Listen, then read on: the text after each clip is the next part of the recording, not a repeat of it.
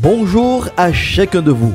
Soyez donc les bienvenus dans notre module spirituel La Bonne Nouvelle animé par le pasteur Josias. Je vous espère renouvelé par la grâce de Dieu dans toutes vos missions. Sachez que Dieu met à votre disposition toutes les ressources qui vous sont nécessaires pour mener à bien donc vos missions. Et une de ces ressources, et pour ne pas dire la première des ressources, est son amour inaltérable. Le Dieu créateur qui vous a façonné à son image, il n'a pas tenu compte de notre rébellion. Il a pris sur lui-même le coût de la réparation de nos fautes, de nos erreurs, de nos mauvaises décisions en donnant son unique fils, juste pour vous et pour moi. Vous avez donc la possibilité de donner une autre perspective à votre existence en faisant la ressource divine qui est donc le pardon de Dieu, la réconciliation avec le Dieu créateur. Découvrez en exclusivité le Christ sauveur, transformateur des vies brisées, constructeur de chemins où il n'y en a pas. Pour vous offrir, monsieur, madame, l'opportunité d'une nouvelle ère et d'une meilleure saison, le Christ a accepté de mourir sur la croix à votre place. Sur la croix donc de Golgotha, le vendredi de Pâques. Juste pour vous, madame, juste pour vous, monsieur, Jésus est mort sur la croix, juste pour vous.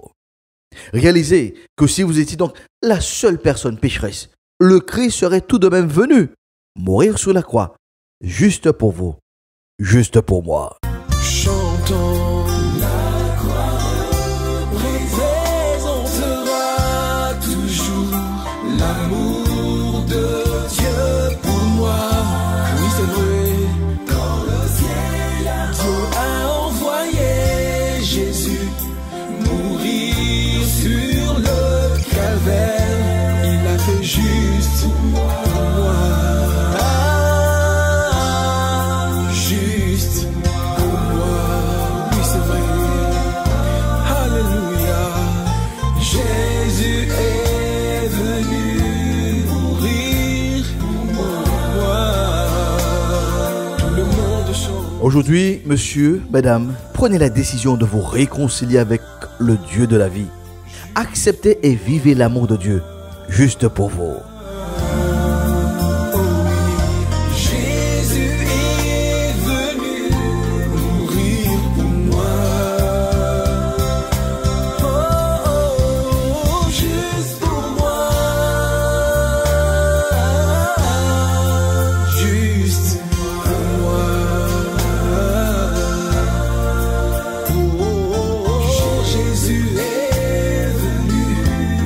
Alléluia, alléluia. Chantons encore juste. Je vous invite à poursuivre et à terminer notre réflexion sur le temps. Nous cherchons à comprendre comment nous pouvons et comment surtout nous devons racheter le temps. Lors de notre dernière session, nous avons vu l'importance d'avoir donc des priorités donc dans sa vie. Pour atteindre et concrétiser ces priorités, le rythme est un jour à la fois. C'est l'unité de mesure de la réussite, un jour à la fois. Chaque jour et chaque nuit contiennent des informations précieuses qui nous révèlent la personne de Dieu, qui nous apprennent un peu plus sur nous-mêmes, qui nous aident à mieux comprendre notre mission sur la terre et qui nous conduisent bien sûr dans notre destinée. C'est l'apôtre Paul qui nous laisse cette exhortation donc en Éphésiens 5 versets 15 à 17 sur notre gestion du temps. Il déclare: prenez donc garde de vous conduire avec circonspection, non comme des insensés mais comme des sages. Rachetez le temps car les jours sont mauvais. C'est pourquoi ne soyez pas inconsidérés, mais comprenez quelle est donc la volonté du Seigneur. Pour mieux s'approprier donc les principes autour donc du rachat du temps, je vous invite à relire ce même passage et bien donc dans une autre version où il est dit: ainsi, prenez bien garde à votre manière de vivre. Ne vous conduisez pas comme des ignorants, mais comme des sages. Faites un bon usage de toute occasion qui se présente à vous, car les jours que nous vivons sont mauvais. Ne soyez pas déraisonnables, mais efforcez-vous de comprendre ce que le Seigneur attend de vous. Et s'il est avéré que nous ne pouvons pas arrêter le temps, cette vérité ne nous déresponsabilise pas de notre devoir de gérer le temps.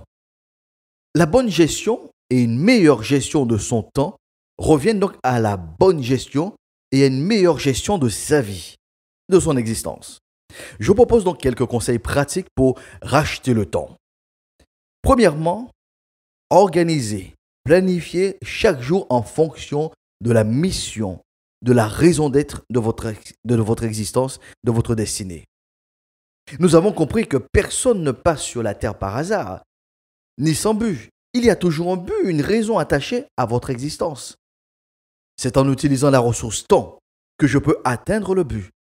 La meilleure manière que vous et moi nous avons pour bien gérer donc notre vie, c'est en le faisant un jour à la fois.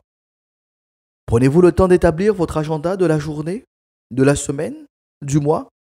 Avez-vous déjà arrêté pour vos objectifs des dates butoirs dans 3, 6, 9 mois? Je vous encourage à prendre le temps de la préparation de votre journée. Finalisez-la, soit la veille ou le matin par exemple, après avoir remercié Dieu pour le souffle de vie et avant de démarrer quoi que ce soit. Deuxièmement, devenez maître de votre temps en menant une vie, une existence intentionnelle, réfléchie à l'exemple du Christ. Vous et moi, nous ne pouvons pas nous autoriser à vivre pour vivre. Nous ne pouvons pas laisser le soin aux autres de définir nos priorités, ni le sens de notre vie. Le Christ nous donne une leçon sur la manière de gérer son temps en fonction de ses priorités. Il n'a pas été un touriste, se baladant de ville en village. Il n'a pas fait des miracles, ni pour faire plaisir aux autres, ni pour se faire voir. Le Christ a mené chaque jour une vie intentionnelle. C'est ainsi qu'il déclare en Jean 5, verset 19. En vérité, je vous le dis, le Fils ne peut rien faire de lui-même. Il ne fait que ce qu'il voit au Père. Et tout ce que le Père fait, le Fils aussi le fait pareillement. Et en Jean 17, verset 4, il déclare « Je t'ai glorifié sur la terre, j'ai achevé l'œuvre que tu m'as donnée à faire. » Tout l'enjeu donc, voyez-vous, tout l'enjeu de notre existence est d'achever l'œuvre qui s'attache à notre vie. Chacun doit accomplir sa destinée. Madame, monsieur, vous et moi, nous devons orienter, diriger, exploiter notre temps de manière à accomplir jour après jour les bonnes œuvres pour lesquelles Dieu, le Dieu donc de la vie, donc nous accorde le souffle de vie. Cette journée que vous vivez, la vivez-vous de manière intentionnelle, de manière volontariste, en cherchant bien sûr à vous construire et à construire les autres. C'est un défi donc à relever pour cette nouvelle année. Menez donc une existence intentionnelle, un jour à la fois.